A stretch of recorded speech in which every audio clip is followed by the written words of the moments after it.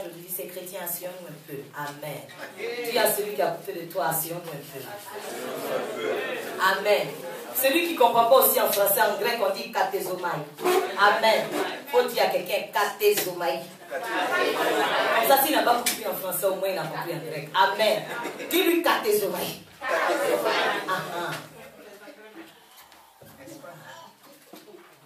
Alléluia. Parce que comme on parle aux chrétiens, ils ne comprennent pas. Il faut comprendre des langues qui n'ont pas l'habitude d'entendre. Alléluia. C'est pour ça que j'ai cherché une langue en grec. Alléluia. Katezomai, ça veut dire être assis. Assis un peu. Alléluia.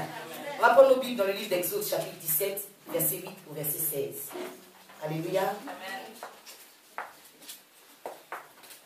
Qui aime la vérité? Non, quand on dit qui aime la vérité, les gens sont les premiers à lever leur main. Mais en fait, ils n'aiment pas la vérité. C'est quand on dit la vérité, ça suscite de frustration dans les cœurs des chrétiens. Alléluia. Qui pense qu'il aime la vérité, il est prêt à entendre la vérité aujourd'hui. Amen. Dis-moi, choque-nous. Amen. Alléluia. Prenons le Bible dans le livre d'Exode, chapitre 17, verset 8 au verset 16. Amen. C'est vrai, il fait un peu chaud, mais persévérer, le Seigneur va nous faire changer de vie. Alléluia. Amen. Exode, chapitre 17. Verset 8 au verset 16. Je lis la parole de Dieu, parce qu'on est dans le TGV, on y va. Amalek vint combattre Israël à Rephidim. Alors Moïse dit à Josué, choisis-nous des hommes, sors et combat Amalek. Demain je me tiendrai sur le sommet de la colline, la verge de Dieu dans ma main. Josué fit ce que lui avait dit Moïse pour combattre Amalek. Et Moïse, Aaron et Hur montèrent au sommet de la colline. Lorsque Moïse élevait sa main, Israël était le plus fort. Et lorsqu'il baissait sa main, Amalek était le plus fort. Les mains de Moïse étant fatiguées, il prit une pierre qu'ils placèrent sur lui et il s'assit dessus. Amen. Aaron et Hur soutenaient ses mains, l'un d'un côté et l'autre de l'autre. Et ses mains restèrent fermes jusqu'au coucher du soleil. Et Josué vainquit Amalek et son peuple au tranchant de l'épée. L'Éternel dit à Moïse, écris cela dans le livre pour que le souvenir s'en conserve et déclare à Josué que j'effacerai la mémoire d'Amalek de dessous les cieux. Moïse bâtit un autel et lui donna pour nom l'Éternel ma bannière. Il dit parce que la main a été élevée sur le trône de l'Éternel, il y aura guerre de l'Éternel contre Amalek de génération en génération. Amen. Dis encore chrétien, asseyons-nous un peu. Alléluia. À part de Moïse, nous tous on connaît cette histoire. Lorsque Moïse levait les mains, il battait les Amalécites. Lorsqu'il s'affaiblissait, les Amalécites prenaient le dessus. Amen. Aujourd'hui, c'est la vie des enfants de Dieu, n'est-ce pas? Des moments où on baisse les bras. Lorsqu'on lève les mains, tout va bien. On prie, on est content. On baisse les bras, tout bascule. Alléluia. Aujourd'hui, on va commencer à parler un tout petit peu. On le dit, asseyons-nous un peu. On voit que ça n'a rien à voir avec Moïse qui levait les mains. Alléluia. Mais je me suis posé beaucoup de questions. Déjà, on va voir une chose. Le lieu où ils étaient, c'était Rephidim. Rephidim, c'était le campement d'Israël dans le désert. C'était entre l'Égypte et le Sinaï. Alléluia. Et Rephidim a pour sens lieu de repos. Alléluia. On voit que même dans le désert, le Seigneur avait déjà créé un petit lieu de repos. Alléluia. Ça veut dire toi aussi dans le désert que tu traverses, il y a un endroit de repos pour toi. Dis amen. Alléluia.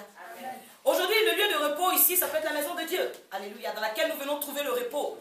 C'est pour cette raison que ce n'est pas important de faire entrer les choses que nous avons laissées dehors dans la maison de Dieu. Parce qu'ici, c'est un lieu de repos. Dis amen avec moi. Amen. Alors, on sait qu'à Rephidim, le peuple d'Israël campait à Rephidim très souvent. Lorsqu'ils marchaient, ils faisaient des journées de marche, qu'ils étaient fatigués, ils venaient, ils campaient à Rephidim. Alléluia. Mais aujourd'hui, je me suis posé beaucoup de questions avant de pouvoir préparer ce message. Je dis, mais Seigneur, c'est vrai. On va voir plusieurs aspects. On voit que Moïse était à Rephidim. Ça veut dire déjà que le Seigneur avait pris soin de le positionner dans un lieu de repos. Alléluia. Amen. Moïse était à Rephidim. La Bible déclare qu'il avait la verge de l'Éternel dans sa main. Amen. Amen. Il avait la parole de Dieu. Il avait une certaine connaissance. Comme toi et moi aujourd'hui. Amen. Amen. Il est parti au sommet de la colline. Alléluia. Nous savons que généralement Moïse montait au sommet de la colline pour rencontrer le Seigneur. Alléluia. Amen. Donc ça veut dire quelque part qu'il était à son poste. Amen. Amen. Il était avec Aaron et Hur. Il n'était pas seul. Alléluia. Amen. Mais quelque chose m'intrigue. Pourquoi malgré que toutes ces choses étaient réunies, sa victoire n'était pas constante? Alléluia. maison de Dieu. On a la connaissance de la parole de Dieu.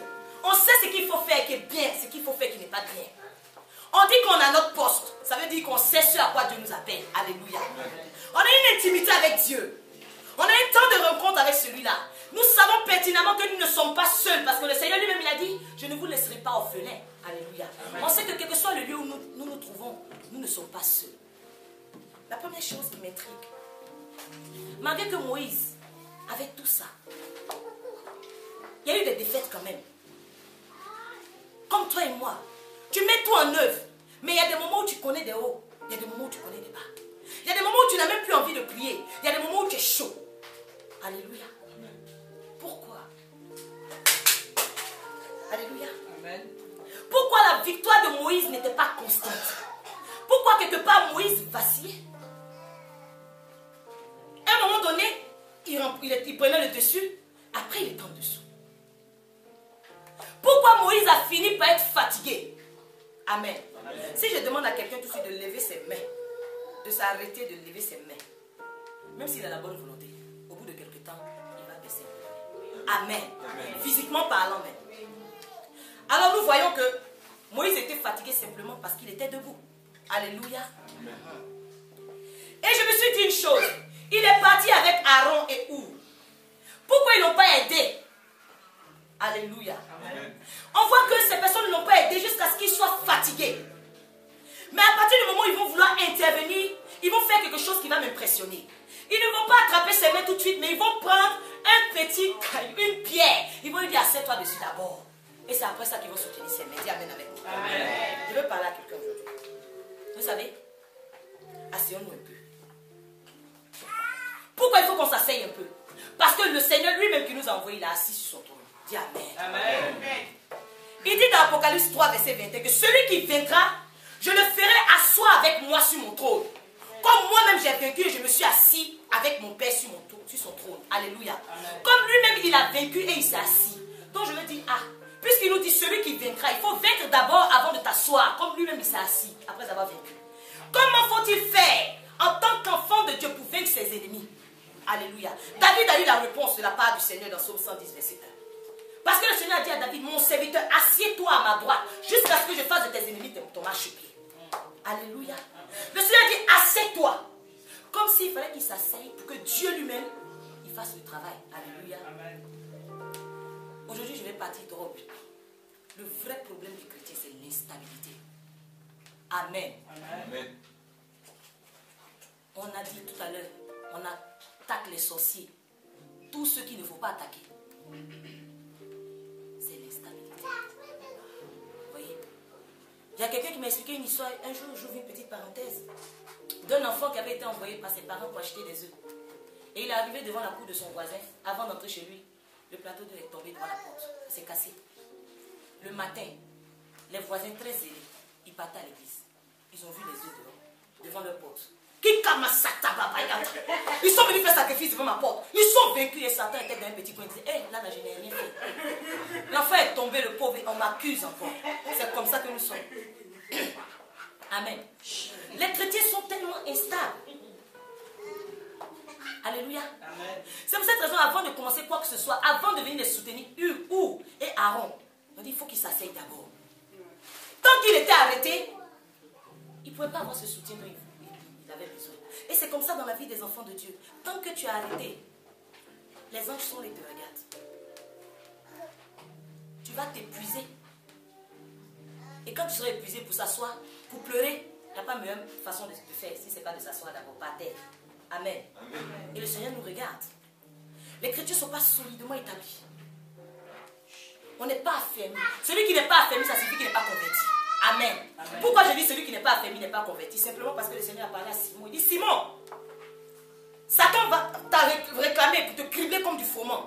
Mais moi j'ai prié pour toi. Alléluia. Afin que ta foi ne défaille point.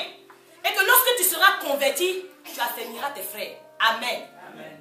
Ça veut dire que quand tu n'es pas affermi, ça signifie automatiquement que tu n'es pas converti. Le chrétien qui est instable, disons-nous la vérité, on n'est pas converti. Alléluia. Amen. On n'a pas atteint la transformation dont le Seigneur a besoin pour faire descendre les grâces. Toi, tu n'es pas converti. Tu as du mal même à prendre appui. Et qui va s'appuyer sur toi? Alléluia. Amen. Vous-même, vous marchez comme ça et Dieu va s'appuyer sur vous, sur nous tous, pour donner quoi? Alléluia. Il ne faudrait pas qu'on se mente. Aujourd'hui, je vais ouvrir une petite parenthèse pour parler aux chrétiens trop zélés. C'est bon d'être zélé. On met à nos pieds le zèle. Je suis. Alléluia. Mais il y a quelqu'un dans la Bible qui a fait un peu trop. Alléluia. Amen. Souvent, trop de zèle. Si vous arrivez dans une assemblée, souvent vous voyez celui qui fait gauche-droite. Lui seul veut balayer, lui seul veut prêcher l'évangile. Il veut nettoyer les chaises, il veut chanter, il veut...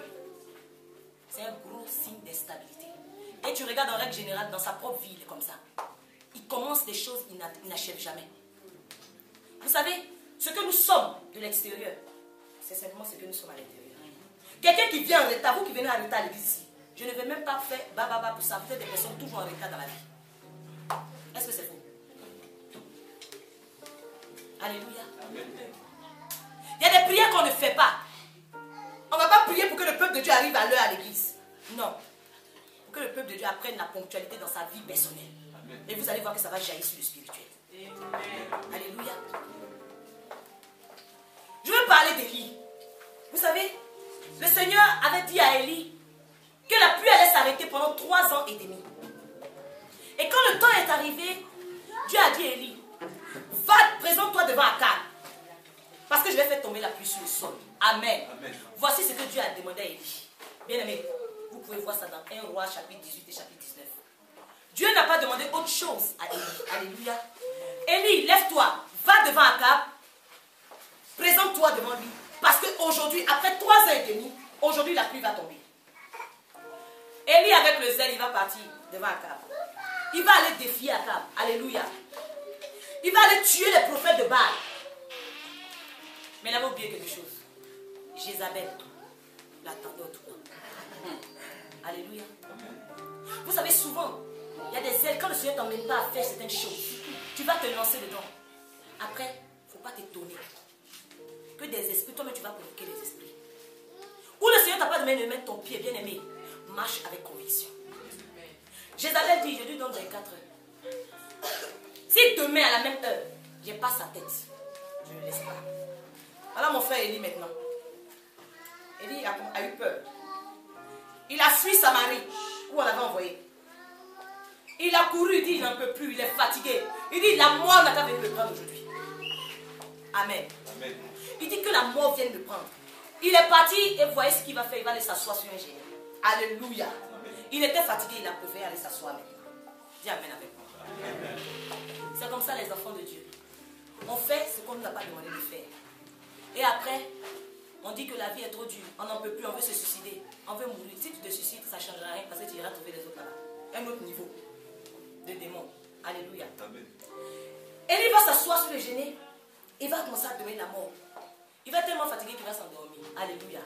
Pendant qu'il va s'endormir, un ange va venir maintenant pour le fortifier. Alléluia. Ça veut dire quoi? Pendant que le Seigneur l'avait envoyé, il n'était pas seul.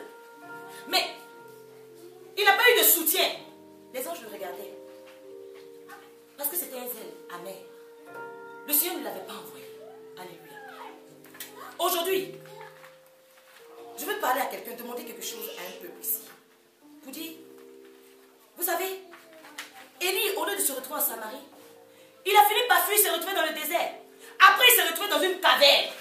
Amen. Quand l'ange l'a fortifié, il s'est retrouvé dans une caverne après. Et le Seigneur va venir lui demander, que fais-tu ici? Quelqu'un qui te demande que fais-tu ici, ça veut dire qu'il ne t'a pas envoyé là-bas. Alléluia.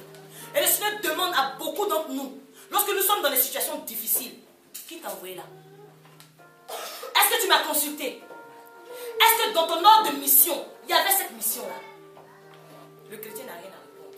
Amen. Amen. Le Seigneur a dit, regarde, retourne sur tes pas, parce que tu dois aller poindre un roi. Alléluia. Amen. C'est comme si le Seigneur a dit, retourne au départ, retourne à ton poste, ce que je t'avais demandé de faire, retourne là-bas. Aujourd'hui, nous voyons beaucoup de chrétiens. Bien aimés, si tu es un chrétien qui est en train de fuir la main de Dieu, qui est en train de fuir l'appel, qui est en train de fuir ce que le Seigneur lui demande de faire, le Seigneur t'a donné une destination bien précise. Va peut-être auprès de tel serviteur, va, tu dis son comportement est trop fort, il est orgueilleux, il est comme ça, donc toi tu quittes là-bas. Bien aimé, tu vas tourner en rond. Et c'est quand tu vas penser que Dieu va envoyer la solution, il va te demander, qu'est-ce que tu fais ici? Là où tu es, qu'il ne t'a pas envoyé. Il ne t'a pas envoyé. Alléluia. Aujourd'hui, je ne sais pas. Toi, si tu connais ta vie, comme le Seigneur aujourd'hui, je vais te demander. Au cas où tu es tellement fatigué que toi-même tu sais que c'est pas erreur, tu te trouves ici. Qu'est-ce que tu fais ici? Amen. Amen. Si tu sais que tu es au bon endroit, tu dis Amen. Amen. Sinon, si tu sais que tu es en train de fuir, soi-disant, oui, les églises où on demande de l'argent, c'est pour ça que tu es venu ici. C'est que tu n'as pas le bon objectif. Alléluia. Aujourd'hui, la deuxième catégorie de personnes à qui je vais m'adresser, c'est pour toi qui es dans un état de mort. Alléluia. La Bible dit qu'on est vivant, mais on est mort. Tu vis, mais tout ce que tu fais, rien ne bouge. C'est seulement le souffle de vie qui bouge en toi. Amen. Tu touches quelque chose même, ça ne bouge pas. Tout ce que tu entreprends, ça ne bouge pas. Ça veut dire quelque part que tu es dans un état de mort. Tu es dans un état de mort spirituelle qui réjaillit sur le physique. Alléluia. Il y a la veuve de Nain. C'est dans Luc chapitre 7 à partir du verset 11. Vous allez lire à la maison tranquille. Vous savez, cette veuve, elle avait perdu son fils. Elle était déjà veuve et elle avait un seul fils. Et un jour, elle a perdu ce fils unique là. Il y avait des gens qui l'accompagnaient le jour des obsèques. Mais personne n'avait pu la consoler. Alléluia. Et lorsque le Seigneur a vu cette femme en train de pleurer, la Bible déclare qu'il fut ému de compassion. Et il lui a dit, femme, ne pleure plus. Amen. Aujourd'hui, je veux dire à quelqu'un que le Seigneur a vu ton cas. Le Seigneur a vu ta situation. Tu marches avec des personnes qui ne peuvent pas te consoler parce qu'elles ne comprennent pas ton état. Mais Dieu te dit aujourd'hui, ne pleure plus. Amen. Amen. Dieu te dit, ne pleure plus. La Bible me dit une chose. C'est que des personnes étaient en train de transporter le cercueil de cet enfant-là. Alléluia. Et lorsque le Seigneur va dire à cette femme, ne pleure plus, il va mettre la main pour toucher le cercueil. Alléluia. Et dès l'instant où il va toucher le cercueil, ces personnes vont s'arrêter. Ces personnes étaient en train de le conduire au cimetière. Amen. C'est pourquoi je crois qu'à l'instant même, toute situation de mort que tu es en train de traverser, je crois que Dieu a mis sa main. Amen. Et il a arrêté. Il a arrêté ceux qui étaient en train de t'entraîner vers la fin totale. Au nom de Jésus-Christ. Amen. La Bible déclare que ceux qui portaient le cercueil se sont arrêtés. Et le Seigneur va dire, lève-toi à l'enfant qui était dans le cercueil. Au lieu que cet enfant se lève et qu'il se tienne sur ses pieds, la Bible m'enseigne que le mort va s'asseoir. Dis Amen avec moi. Ça veut dire quelque part que c'est sa stabilité qui était dans le cercueil. Alléluia. Parce que la première chose qu'il va faire, après que le Seigneur lui dise, lève-toi, c'est s'asseoir d'abord. La Bible déclare que le mort va s'asseoir et après il va parler. Et après on va le rendre à sa maman. Pourquoi le Seigneur commence par ça? On pouvait le lever du cercueil et le rendre à sa maman. Mais instable, qu'est-ce qu'il allait faire? On voit bien aimé. Même quand Dieu a envoyé l'ange parler à Gédéon, la Bible déclare que l'ange est arrivé, il s'est assis sur le térébinthe d'Opha avant de parler à Gédéon. Alléluia. Amen. Donc toi aussi, assieds-toi un peu. Alléluia. Amen. Tant que tu n'es pas assis, Dieu ne peut pas traiter avec toi. C'est vrai, aujourd'hui, le Seigneur te dit, il a vu ta situation. Mais il te fait comprendre que c'est cette instabilité-là qui t'a envoyé dans ce tombeau. Alléluia. Amen. Maintenant que le processus est freiné, c'est à toi maintenant de bien t'asseoir. Amen. Celui qui est réellement né de nouveau, bien aimé, il est stable. Lorsque tu passes de la mort à la vie, on a vu ici, le fils de la veuve de Nain est passé de la mort à la vie. La première chose, c'est sa stabilité. Et le mort s'assit. Vous voyez, on ne te dit même pas l'enfant s'est assis. Tant qu'il n'a pas encore cet état de personne stable, il est considéré comme un mort. Alléluia. Amen. Il va changer d'identité lorsqu'il va commencer à parler et qu'on va le rendre à sa maman. Jusque-là, il n'avait pas une autre identité si ce n'est pas le mort. Alors le Seigneur attend quoi? C'est que tu manifestes le produit de cette stabilité-là, afin que ton identité change. Amen. Il y a aussi une chose. On ne donne pas à celui qui est arrêté. Amen. Nous-mêmes, nous sommes ici, physiquement parlant. Quelqu'un rentre chez toi, tu le fais asseoir d'abord, tu lui donnes le ballon de vie. Amen. Amen. Lorsque quelqu'un est chez toi, tu le vois arrêter, tu dis, qu'est-ce que tu es prêt à partir? Ah, n'est-ce pas? Mais c'est comme ça. On a arrêté devant le Seigneur. Il pense qu'on veut partir, donc on a besoin de rien, on est prêt. Vrai ou faux? Amen. Vous savez pourquoi est-ce que je dis qu'on ne donne pas à celui qui n'est pas assis? Lorsque le Seigneur Jésus va multiplier les pains, La Bible déclare que lorsque les pains ont été multipliés, les 5 pains et les 2 poissons, Jésus va dire, avant de les distribuer, faites-les asseoir d'abord sur la verdure. Ça veut dire que ceux qui ne voulaient pas s'asseoir, on n'a pas donné. Alléluia. Amen. Il y avait beaucoup de pain. Ceux qui ont refusé de s'asseoir, ils ont raté d'avoir leur part. Il y a aussi quelque chose. Le Saint-Esprit a rempli des personnes le jour de la Pentecôte. Aujourd'hui, beaucoup de chrétiens se plaignent qu'ils n'arrivent pas à manifester certains dons.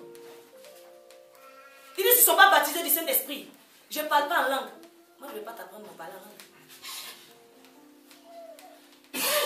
Beaucoup de chrétiens ont du mal à prendre leur envol. Même des gens qui sont convertis depuis des années. Ils ont du mal à décoller. Et il y a un truc qu'on dit, on attend le temps de Dieu. Vous savez, je vais vous dire une chose. En regardant un peu l'exemple du jour de la Pentecôte, je vois qu'il y a 3 choses qui influencent la présence de Dieu. Il y a 3 choses qui favorisent la présence de Dieu dans la vie de quelqu'un. Amen. Amen. Il y a le temps. Amen. Il y a le lieu où tu te trouves. Et il y a ta position dans ce lieu. Dis Amen avec toi. Amen.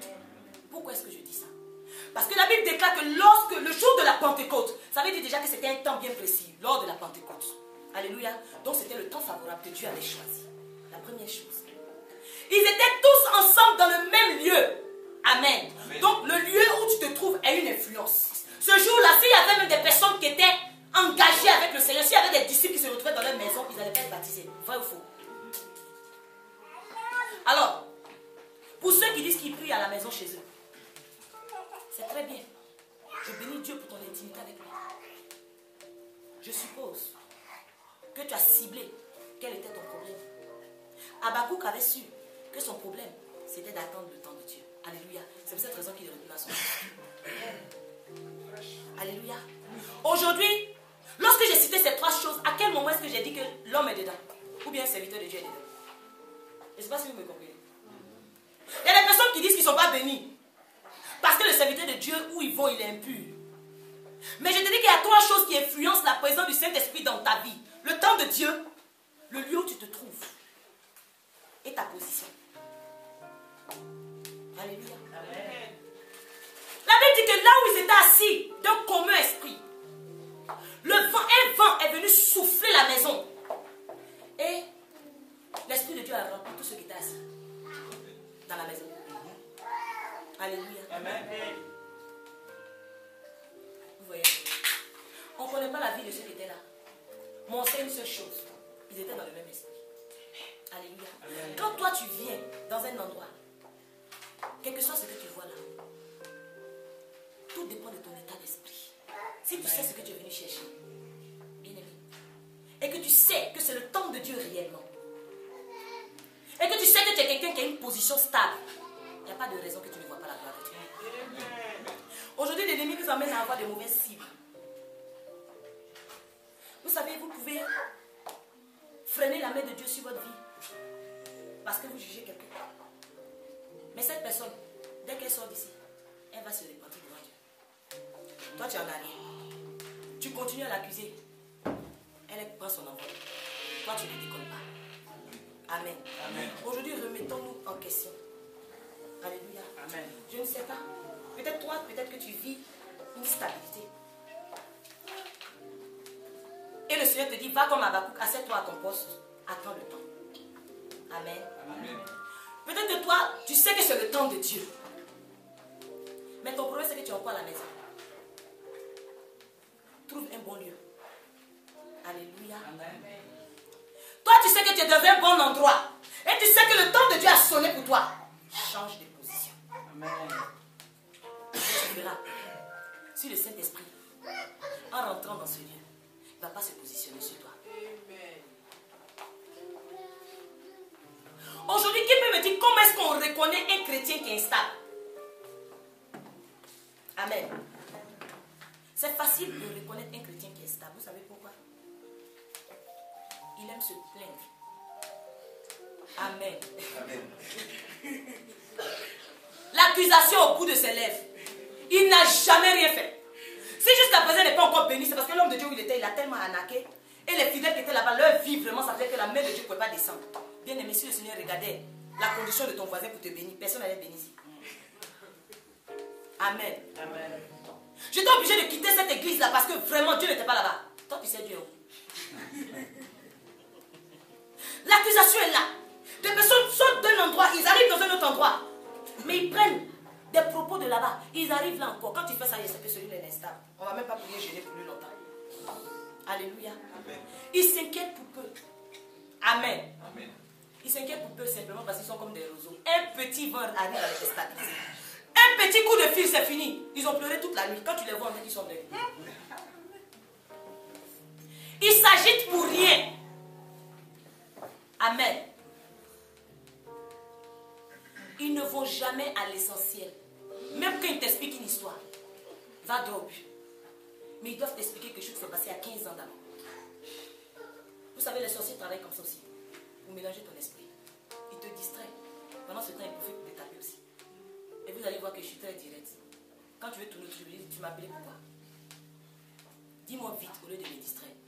Amen. Amen. Ce n'est pas de l'impolitesse, mais c'est parce qu'on répète certaines choses. Allez droit au but. Amen. Amen. Et ça, c'était le cas de Marthe. Elle était comme ça. Amen. Marthe et sa soeur Marie. Jésus est arrivé un jour dans la ville. Elle invitait Jésus à rentrer chez elle. Pendant ce temps, sa soeur, quand Jésus est rentré, elle allait s'asseoir au pied de Jésus. Vous voyez sa position déjà. Amen. Elle est partie s'asseoir pour écouter la parole. On n'a pas envoyé Marthe. Jésus ne lui a pas dit qu'il avait faim. Elle a commencé à s'affairer à diversions domestiques. Le Seigneur la regardait. Elle va finir par être fatiguée. Elle va dire à Jésus, toi tu ne vois pas Marthe qu'elle est infirmière, je ne vais pas m'aider. Jésus va dire, Marthe, pourquoi tu t'agis si peu? Pourquoi si tu te préoccupes comme ça pour des choses qui ne sont pas nécessaires? Je veux dire à quelqu'un, tu t'agites pourquoi? On a vu ici, qui par ses inquiétudes peut ajouter une cuillère à sa vie? Personne. Il y a un petit problème, que tu cries, que tu ne cries pas, ça ne changera rien. Que tu pleures, que tu ris, ça ne changera rien. Alors, pour toi-même, ta bonne santé, ris. Que tu appelles une seule personne, que tu appelles 100 personnes. Et tout le monde te dit la même chose. Ce mois-là, c'est chaud. Il a déjà donné la réponse, on ne les appelle pas. Tu t'agites pourquoi? Soyons comme Marie. Quel que soit ce qui se passe, asseyons-nous et attendons de Dieu. Alléluia. Amen. Ceux qui sont instables, voilà comment on peut les reconnaître. Ils murmurent et ils raisonnent. Amen. Souvent je me dis que ceux qui ont duré le plus dans l'église, c'est eux qui sont les plus instables. Parce qu'ils murmurent. Et parce qu'ils raisonnent. Tout ce que tu leur dis, ils connaissent. Quand tu viens d'arriver dans le Seigneur, tu ne peux pas leur dire ça. Ils vont te donner des explications. Mon frère, mais pourquoi tu restes à la maison? Non, parce que là, Dieu m'a demandé de faire une activité. Laisse ça. Pourquoi tu es à la maison? Ils ont de quoi dire. Pourquoi ils murmurent? Simplement parce qu'ils sont là où on entend facilement. Est-ce que celui qui n'a rien entendu peut parler? Vous savez, quand Lazare est mort, Marthe, je ne sais pas où elle était. Elle a appris que Jésus arrivait dans la ville. Elle allait à sa rencontre. Pendant ce temps, la Bible déclare que sa soeur était assise à la maison tranquillement, en train de pleurer son frère. Alors, si tu ne veux pas murmurer, tout dépend de la position que tu as. Amen. Si tu es où il y a le vent qui passe, tu vas avoir des échos. Jésus n'était même pas encore arrivé dans la ville. Marthe était allée déjà à sa rencontre. Les chrétiens. Les nouvelles sont en train d'être formées seulement. Les chrétiens ont déjà véhiculé le message dans toute l'église. Il paraît. Toi, tu as entendu ça. Hey, on m'a dit, il ne faut pas dire que. Vous voyez, des personnes qui colportent, c'est un gros signe d'instabilité. Et nous, on dit affairage. C'est Satan qui a affairé, qui n'a rien à faire. C'est pour ça que quand Jésus était avec quand le Seigneur Dieu, quand Dieu était avec les anges qui parlaient de Job, la Bible déclare qu'il était laissé parader, il passait par là, il n'avait rien à faire. C'est pour ça qu'il s'est arrêté pour les écouter. Vous n'avez pas vu Job là, c'est ça. Comme on n'a rien à faire, Satan, il met des conversations qu'on apprécie. On prend. Parce qu'il sait. Si c'est l'entendu, non. C'est bon déjà. Tout le monde va être quoi.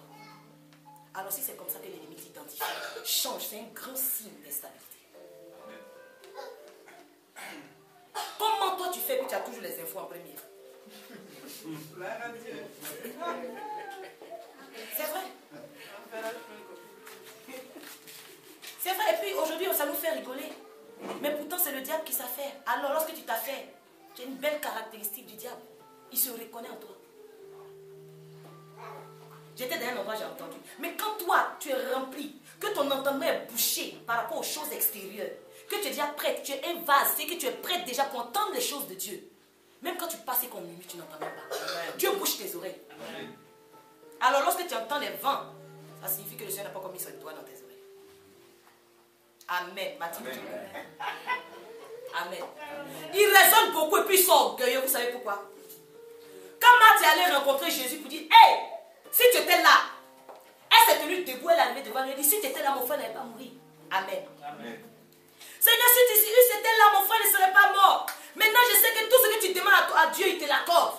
Le Seigneur dit, ton frère ressuscitera. Vous savez ce qu'elle m'a dit? Je sais qu'il ressuscitera au dernier jour. Amen. Dieu va faire bien. Oh, c'est pas de Dieu. C'est tellement difficile, je ne sais pas. Le Seigneur se pouvoira. Je sais qu'il se pouvoira. Moi, mais je sais qu'il se pouvoira. Ça, c'est un grand signe d'instabilité. Parce que pendant que la personne est en train de libérer cette parole, en raisonnant, tu es en train de passer à côté de quelque chose. Quand on te dit le Seigneur se pouvoira, saisis-le en même temps. Voilà le problème des chrétiens. Ils veulent discuter. Je sais, mais ça a trop duré aussi. Pendant ce temps, le Seigneur est parti.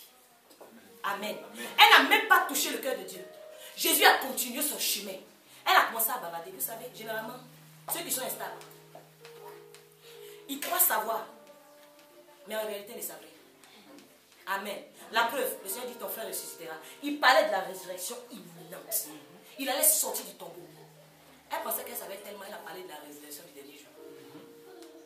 Amen. Amen. Quand Dieu dit c'est vrai, les promesses sont là. Il dit tout est accompli. Tout le monde peut dire oui, tout est accompli. Tout le monde peut penser tout est accompli comme il veut. Mais quand le Seigneur te dit maintenant, tout est accompli pour toi, il n'est pas en train de parler de ce qu'il a dit il y a 2000 ans. Mais il dit maintenant tu marches dans l'accomplissement. Alors, il y a des chrétiens qui me disent il y a 2000 ans on a dit tout est accompli. Je sais que tout est accompli. Le Seigneur même le voit les déchirer. Il te donne la Bible en entier. Pendant que Dieu voulait faire quelque chose et tu es passé à côté. Mais par contre, lorsque sa soeur Marie, elle va entendre, elle a fini de rencontrer Jésus. Elle n'a pas eu gain de cause. Vous voyez? Elle n'a pas eu gain de cause. Elle est venue dire doucement à sa soeur. Pendant que lorsqu'elle sortait de la maison, sa soeur était là. Elle ne lui a pas dit, ah, il paraît que Jésus est là. Elle est partie. Elle voulait avoir pour elle d'abord. Amen. Les chrétiens sont comme ça. Tu trouves un endroit où c'est bien. Tu dis non, non, non, non. Où je suis là, attends. En ce moment-là, c'est tellement bien ici. Je ne veux pas que les autres vont venir mélanger tout ici. C'est pas comme ça on fait. On demande à d'autres personnes pourquoi tu n'invites pas des gens. Non, non, non, là, en ce moment, ils vont envoyer leur mentalité ivoirienne ici. Toi-même, tu n'es pas ivoirien aussi. Amen. Ils vont venir gâter ici.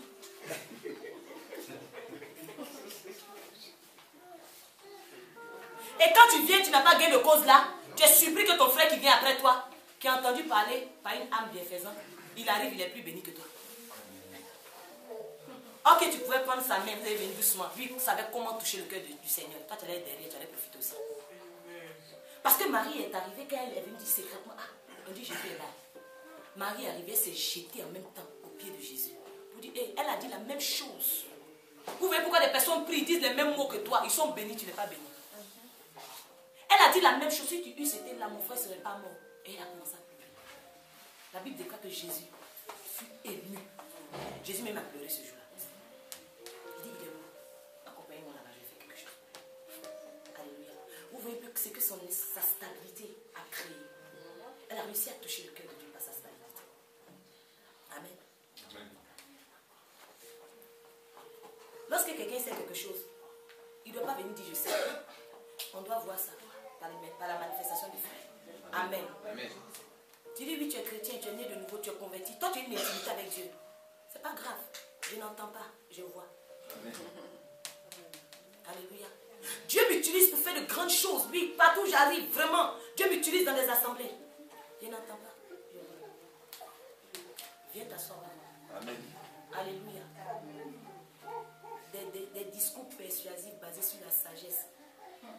pas ça le plus important, c'est une démonstration de puissance d'esprit. Amen. Comment savoir que quelqu'un est rempli d'instabilité?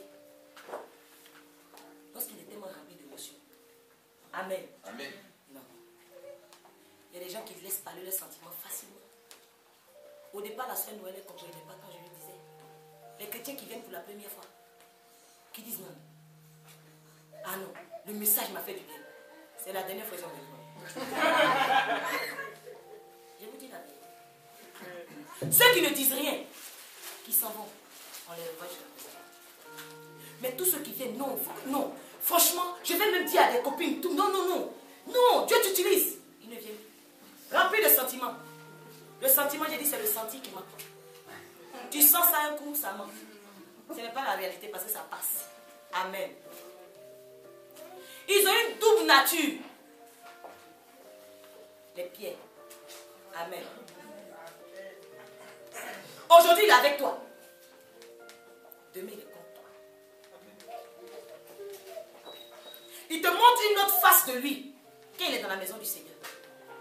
Dehors, moitié chrétien, moitié païen. Crépa. Quand ça va, ils te reconnaissent comme maître. Mais quand ça ne va pas, on dit, je ne connais pas cet homme. Amen. Puis à marcher à Jésus tout le temps. Jusqu'à la mort. Tu es mon maître. Mais quand il s'agissait d'aller se réchauffer avec ceux qui voulaient tuer Jésus, il l'a appelé, il dit, je ne connais pas cet homme. Pourtant, il a marché tout le temps avec lui. Ils n'ont pas de parole. Ils ne respectent pas leur engagement, mais c'est les premiers à prendre des engagements. Et après, quand ils n'arrivent pas à respecter, ils préfèrent fuir. Amen. Quand on dit c'est nous que nous créons des problèmes, personne ne t'a dit de prendre un engagement de un micro dans une église. Si Dieu te bénit, tu le fais librement.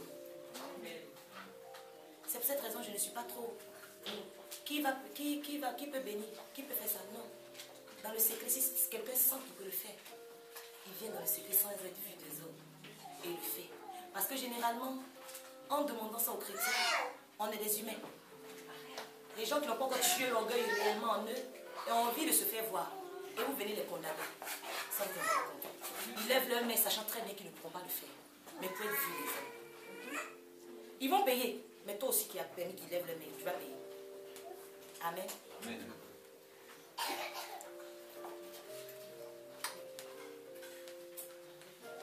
Le Seigneur savait qu'il ne pouvait pas fonctionner avec Simon tant qu'il ne changeait pas son nom. Pourtant, il voulait lui confier la clé. Dieu veut fonctionner avec toi. Dieu veut te confier de grandes choses. Mais il doit changer ton nom. Il doit changer ta nature. Il doit tuer les émotions en toi. Je dis souvent que si Jésus n'était pas passé d'abord par les eaux du baptême où il allait laisser la nature humaine et se revêtir de la nature céleste. Vous imaginez un peu quelqu'un, on a craché sur son visage, on l'a insulté, il a chassé des démons, on dit il a chassé des démons au nom de nos démons. Amen. Et ce monsieur va aller jusqu'à sur une croix. Qu'est-ce qui est en face de lui pour l'inciter à rester sur cette croix? Si ses émotions parlaient, en plus sa maman était là. Les femmes qui le suivaient tout le temps, qui lui faisaient du bien, elles pleuraient au pied de la croix. Il a dit non, je descends, elles font trop pitié. C'est ce que les émotions font aux enfants de Dieu. Souvent tu veux prendre des engagements. Souvent tu as envie de franchir un certain cap. Mais tu regardes un peu ce que ça a fait aux autres. Tu dis, ah, je vais peut-être lui faire mal. Je vais peut-être le décevoir. Si je lui dis cette vérité-là, je vais peut-être le décevoir. Il ne va plus faire confiance à quelqu'un. Donc, je ne fais pas. Mais tu le déçois, certes. Mais toi aussi, tu déçois Dieu. Amen. Tu préfères faire quoi? Amen. Amen. Tu as peur de décevoir les gens, mais tu n'as pas peur de décevoir Dieu. On va prier pour les chrétiens comment? On doit dire quoi que les chrétiens n'ont pas déjà entendu? Peut-être qu'il y a quelque chose que vous n'avez pas encore entendu. On a vu la dernière fois la vigne de l'Éternel. Quand le Seigneur dit mon bien-aimé avait une vigne fertile sur un coteau fertile, Dieu a pris tout le soin qu'il faut. Il a planté un plant délicieux, il a battu une tour autour d'elle. Il a creusé même pour qu'elle puisse s'abreuver. Mais au moment où il espérait manger du bon fruit, tout était pourri. Il dit, soyez juges entre ma vigne que vous êtes et moi. Qu'avait-il encore à faire que je n'ai pas fait pour qu'au moment où j'espérais qu'elle produirait du bon fruit, elle en a produit de mauvais. Aujourd'hui, qu'est-ce que Dieu doit faire pour que tu rentres dans tes grâces qu'il n'a pas encore fait? Qu'est-ce qu'il doit faire? Est-ce que tu t'es remis en question? Est-ce que tu t'es posé la question de savoir pourquoi moi je suis dans cet état pendant que d'autres évoluent? Il y en a qui ont décidé de dire que ce n'est pas encore le temps de Dieu pour moi. C'est quoi le temps de Dieu? Dites-moi, c'est quoi le temps de Dieu? Tu vas attendre le temps de Dieu jusqu'à quand? Quand est-ce que tu vas t'évertuer à changer radicalement? Arrêtez d'être un coup. Je lève les mains, le lendemain je baisse les mains. Tu vas gêner jusqu'à quand? Pour que tu puisses être stable dans la prière. Tu vas gêner jusqu'à quand pour que quotidiennement tu ouvres la parole de Dieu pour la lire. Tu vas gêner jusqu'à quand pour que tu décides radicalement de venir au rendez-vous du Seigneur sans te faire attendre par Dieu. Vous savez, rien n'existe sur cette terre qui n'ait déjà existé. Nous voulons que Dieu arrive à point nommé dans nos vies. Regardons un peu. Si nous-mêmes on arrive à l'heure, quand on nous donne des rendez-vous humains, c'est de la même façon Dieu te les pas aussi. Alors tu as besoin que Dieu accélère les pas dans ta vie. Accélère aussi les pas. Je dis souvent que lorsque tu fais un pas en avant, Dieu fait 10 pas.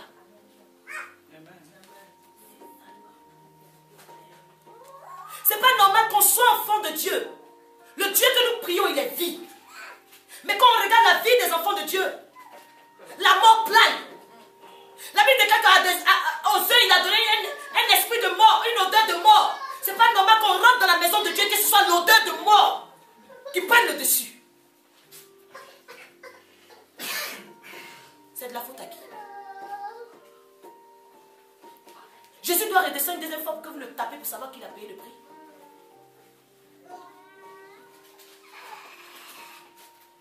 C'est pas normal qu'on soit assis dans un endroit et que nos mois se ressemblent. La Bible n'a pas programmé que nos mois se ressemblent. Chaque mois doit produire un fruit différent. Et pourquoi tes mois se ressemblent? Les mêmes situations, les mêmes souffrances, les mêmes découvertes de janvier, on les retrouve pire même en février. Et on espère toujours que le mois va aller. Et toi-même, qu'est-ce que tu fais pour que le mois aille? On n'est pas fidèle à Dieu. Et on prie que le Seigneur vraiment nous fortifie pour qu'on soit fidèle à lui. Au lieu d'être fidèle pour être fortifié. Qu'est-ce que Dieu doit faire, chrétien? Parce que moi aussi, je suis fatigué. Et je sais que je fatigue Dieu aussi.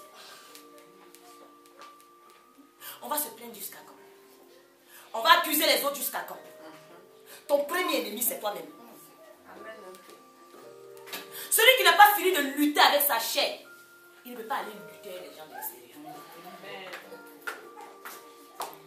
La Bible déclare que quoi? Si tu marches avec des piétons que tu es fatigué, comment tu vas faire pour courir les chevaux?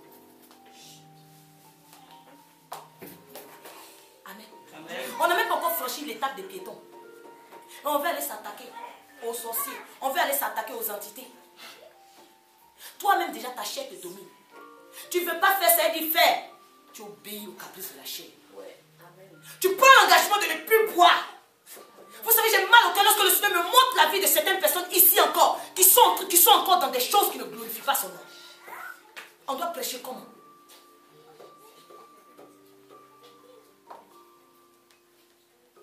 Le chrétien a besoin de voir Dieu. On n'est plus au temps d'Ananias et Saphira où tu mens et tu meurs sur le champ. À cause de la grâce de Dieu. Mais ne réveillez pas la colère du Seigneur. Jusqu'à quand vous allez changer? Je me parle à moi-même aussi. Jusqu'à quand nous allons prendre des engagements et tenir ferme? Le frère a dit tout à l'heure, la chair est faible, c'est vrai, c'est poisson vit dans l'eau. Mais on oublie le côté où l'Esprit de Dieu est disposé. Amen. Lorsque David a péché, il allait prendre la femme de Bathsheba. Je dis souvent, la femme était sur le toit. Alléluia. Elle était en train de se laver. David, tu pouvais descendre et arrêter de la regarder. Il a continué à la regarder. Il a appelé quelqu'un, il dit c'est la femme de qui? On dit c'est la femme d'Uri. Il pouvait dire, ah je connais Uri. Je laisse tomber.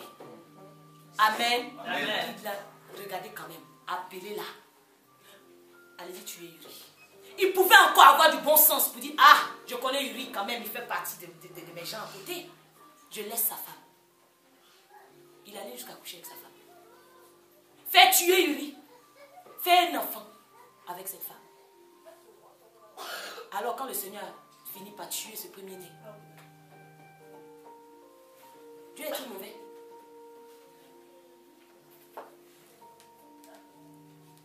Dieu est-il mauvais?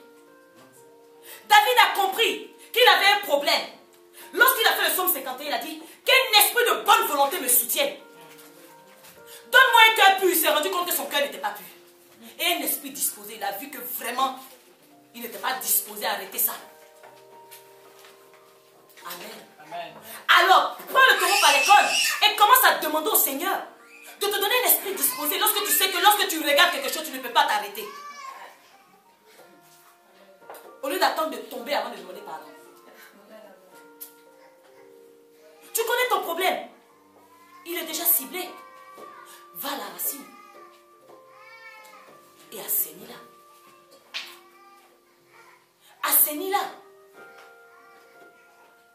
Tout le monde aime son confort. Il y en a qui me disent qu'ils ne peuvent pas prier le matin avant d'aller au travail. Mais si tu as un travail qui commence à 4 h du matin, tu vas te lever.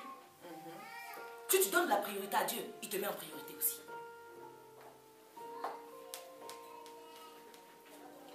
Tous les matins, vous recevez les textos, vous êtes content.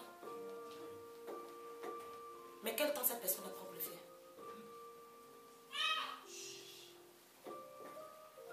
Tout est question de volonté. Celui qui commence même à travailler, qui a l'habitude de se lever à 6 h du matin, peut dire non. Par rapport à mon intimité avec le Seigneur, maintenant je vais me lever pour commencer à parler à l'aurore. Et Seigneur, voici. Il faut apprendre à prier à des heures précises. Parce que notre Dieu est un Dieu de précision. Lorsque tu pries à des heures précises, Dieu sait que, même si plusieurs personnes l'appellent, il sait que mon fils m'appelle à cette heure, je dois me rendre. Mais le Seigneur vient de temps en temps à tes rendez-vous manqués. Il prend l'habitude de ne plus venir. Le jour où tu prends l'initiative, tu passes à côté de beaucoup de choses. Pourquoi nous ne sommes pas stables? On est content un jour, le lendemain on ne peut pas. On prend des résolutions après une prédication et on ne suit pas. À qui vous faites du mal? À vous-même. Vous attendez qu'on vous appelle pour venir à l'église? Vous ne me faites pas du mal. Parce que je fais ma part. Mais vous faites du mal à vous-même. Parce que Dieu va vous demander des comptes. Amen. Amen. Je ne dis pas ça pour t'attrister ou pour te juger. Mais j'ai besoin qu'on s'asseye un peu. On s'est donné même des noms, des papillons spirituels. C'est quoi ça? Les mêmes chrétiens, on les retrouve dans 10 églises. Chez toi. Si Dieu doit te parler, il va faire parler même l'âne. Je te fais comprendre. Amen. C'est ta bénédiction qui doit te poursuivre. Tu vas courir après la bénédiction jusqu'à quand? Tu vas finir par t'épuiser. Amen. Amen. Soyons stables. Au sortir de ce lieu, prenons des engagements réels. Parce que les choses stagnent trop dans nos vies. Ce n'est pas normal. Ce n'est pas normal. Vous allez voir, généralement, excusez-moi, quand je priais ce matin, je disais, mais Seigneur, c'est vrai que tu dis que ce qu'on voit à l'extérieur, c'est ce qui est à l'intérieur. Il me dit oui. Regarde, la plupart des femmes qui sont célibataires, compte le nombre d'églises qu'elles ont fait. La plupart des célibataires, c'est les personnes qui vont tourner dans toutes les églises. Le fait même de tourner dans toutes les églises, mais ça explique même pourquoi les gens sont comme ça encore. Amen. Amen. Ça explique ça. Parce qu'on a la recherche de quelque chose. On a la recherche de ça. Quand on va, on voit qu'il y a des alliances sur les mains des autres. On fout. Mais il y a des frères qui ont besoin de mettre des alliances comme ça, ils ne sont pas mariés. Amen. Ils ne sont pas mariés, ils mettent des alliances comme ça pour voir si vraiment les soeurs viennent pour ça. Vous savez, il y avait une église où il y avait un serviteur de Dieu qui n'était pas marié. Le nombre de femmes qu'il y avait là-bas, vous ne pouvez pas les compter. Le jour où il s'est marié, le dimanche qui a suivi, l'église était là. On a compris pourquoi il y avait cela. C'était à cause du serviteur. Ça fait mal au cœur. Vous comprenez? Soyez stable. Parce que quand vous n'êtes pas stable, ça fatigue tout le monde. Au départ, vous-même vous dites, les chrétiens disent, je connais des personnes, mais comme tu viens de commencer dans ce moment, tu ne mens pas, donc on vient. Il y a des gens qui disent, en ce moment tu dis la vérité, tu es encore bien fraîche, les dîmes ne sont pas rentrées. Les gens disent, j'entends. On me le dit directement, je n'ai pas dit, on a dit, on me le dit. Ah, on préfère te confier des gens parce que tu es encore bien. Tu es le début, tu es encore bien. Mais qui rend les serviteurs de Dieu souillés? Ils sont tellement épuisés par le peuple qu'ils se fatiguent. Imagine un peu. Tu n'as pas à prier pour que le peuple vienne à l'heure. Tu n'as pas à prier pour que le peuple vraiment marche dans la crainte de Dieu. Mais tu vas commencer à prier pour que le Seigneur déverse sa grâce. Quand tu arrives, tu es tellement rempli. Tu as juste à toucher le peuple. Et puis Dieu fait quelque chose. Ma condition dépend de vous aussi. Votre condition, ça dépend de moi. Dis Amen à ça. Amen. Est-ce que nous sommes prêts pour vraiment mettre la main là où il faut? Je veux entendre des témoins chaque jour. Je veux que des personnes m'appellent pour dire voilà, j'ai fait aucun effort. La bénédiction me poursuit. Tu ne connais pas quelqu'un qui cherche à être béni? Qui vient me prendre, je suis fatigué. Mais pas que je suis fatigué par les problèmes. Toi, tu es comment? Tu cherches, tu travailles, tu n'as pas. Et puis d'autres personnes trouvent. Toi, tu es comment? C'est toi ce que les démons voient. Pose-toi des questions. Tu as fait quoi? Aujourd'hui, le peuple de Dieu rigole. Amen.